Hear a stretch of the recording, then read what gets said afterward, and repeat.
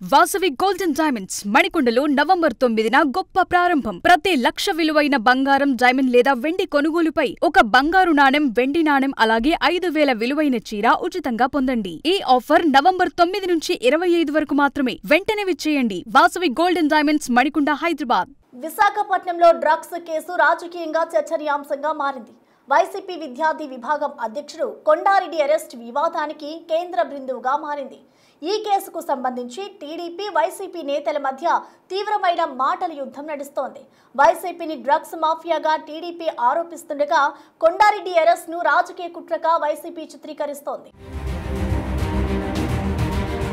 ఏపీలో డ్రగ్స్ వ్యవహారంపై అధికార ప్రతిపక్షాల మధ్య మాటల యుద్ధం తీవ్ర స్థాయికి చేరింది. ఇటీవల డ్రగ్స్ కేసులో పోలీసులకు పట్టుబడిన వైసీపీ యువజన విభాగం అధ్యక్షుడు కొండారెడ్డి అరెస్ట్ విశాఖలో హాట్ టాపిక్ గా మారింది. ఈ కేసులో అరెస్ట్ అయిన నిందితులు విద్యార్థులే లక్ష్యంగా డ్రగ్స్ విక్రయాలు జరుపుతున్నారనే విధంగా పోలీసులు చెప్పడం చర్చనీయాంశంగా మారింది. ఈ కేసు విషయంలో టీడీపీ, వైసీపీ నేతల మధ్య మాటల యుద్ధం పీక్స్ కు చేరుతుందట. వైసీపీ విద్యార్థి విభాగం విశాఖ జిల్లా అధ్యక్షుడు పులగం కొండారెడ్డి ఇంజనీరింగ్ విద్యార్థులను టార్గెట్ చేసి డ్రగ్స్ దందా నడిపిస్తూ ఈగల్ విభాగానికి పట్టుబడ్డాడు. ఇది జగన్ కు తెలియదా? ఆయనకు తెలియకుండానే విద్యార్థి విభాగాధ్యక్షుడు దందా నడిపాడా అని హోంమంత్రి అనిత ప్రశ్నించారు. విశాఖ కాలేజీల్లో తల్లిదండ్రులు కడుపు కట్టుకుని చదివిస్తూ ఉంటే విద్యార్థి సంఘాల ముసుగులో డ్రగ్స్ అలవాటు చేస్తున్న వైసీపీ నాయకులతో మీటింగ్ పెడుతున్న జగన్మోహన్ రెడ్డికి సిగ్గులేదా అని ఆగ్రహం వ్యక్తం చేశారు. ఒక్క రోజైనా యువత భవిష్యత్ కోసం జగన్ ఆలోచించారా అని ప్రశ్నించారు.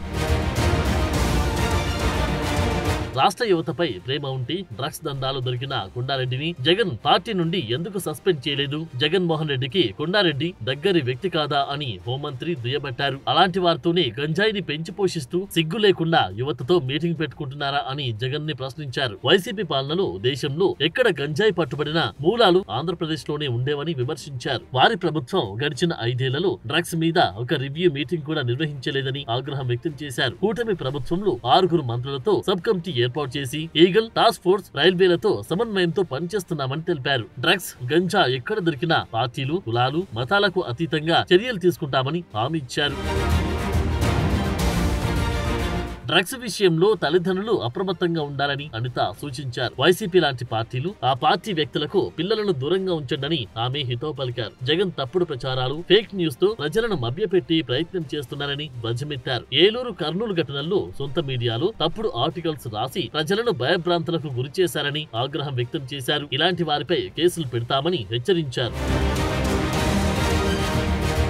దీనిపై వైసీపీ మాజీ మంత్రి గుడివాడ అమర్నాథ్ తనదైన స్టైల్లో కౌంటర్ ఇచ్చారు. రాష్ట్రంలో ప్రజలకు భద్రతే లేదని, గుడికెళ్లినా, బడికెళ్లినా, కొనుక్కున్నా, పొలానికి వెళ్లినా ప్రాణాలతో తిరిగి వస్తారని గ్యారంటీ లేదని ఆరోపించారు. ఆఖరికి బస్ ఎక్కినా తగలబడుతుందని ఎద్దేవా చేశారు. ఈ కష్టం పడలేక మద్యం తాగితే కల్తీ మద్యం విషమవుతుందన్నారు. విశాఖ బ్రాండ్ ఇమేజ్ దెబ్బతీయాలనుకుంటున్నారని, విశాఖకు ఏమొచ్చినా నారా చంద్రబాబు నాయుడు, నారా లోకేష్ ఓర్వలేకపోతున్నారని ధ్వజమెత్తారు. కొండారెడ్డిని కలిసినప్పుడు చాలా క్లియర్ గా అబ్బాయి చెప్పేది ఏంటంటే, మీరు ఏ టెస్ట్ పెట్టినా, మీరు ఏ లై డిటెక్టర్ టెస్ట్ పెడతారో లేకపోతే ఇంకో టెస్ట్ పెడతారో, ఏది పెట్టినా సరే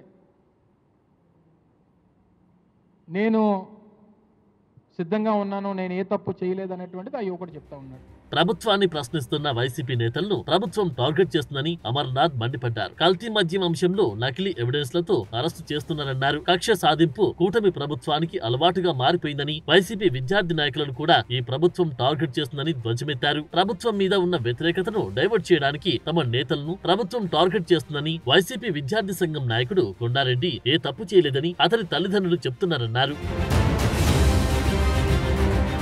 చంద్రబాబు కక్ష రాజకీయాల్లో వైసీపీ నాయకులు సామాన్య ప్రజల్ని కాదు, విద్యార్థులను కూడా విడిచిపెట్టడం లేదని విశాఖ జిల్లా వైసీపీ అధ్యక్షుడు కేకే రాజు విమర్శించారు. దానికి ఉదాహరణే పార్టీ విద్యార్థి విభాగం అధ్యక్షుడు కొండారెడ్డి అరెస్ట్ అని వ్యాఖ్యానించారు. ఈ చేతకాని అసమర్థ ప్రభుత్వం చేసిన తప్పులను ఎత్తి చూపిన వారిపై పోలీసు వ్యవస్థతో కుట్రలు, కుతంత్రాలతో అరెస్టు చేసి నోరు నొక్కే ప్రయత్నం చేస్తుందన్నారు. మొత్తం మీద కొండారెడ్డి అరెస్ట్ విశాఖలో హాట్ టాపిక్ గా మారింది ఇప్పుడు.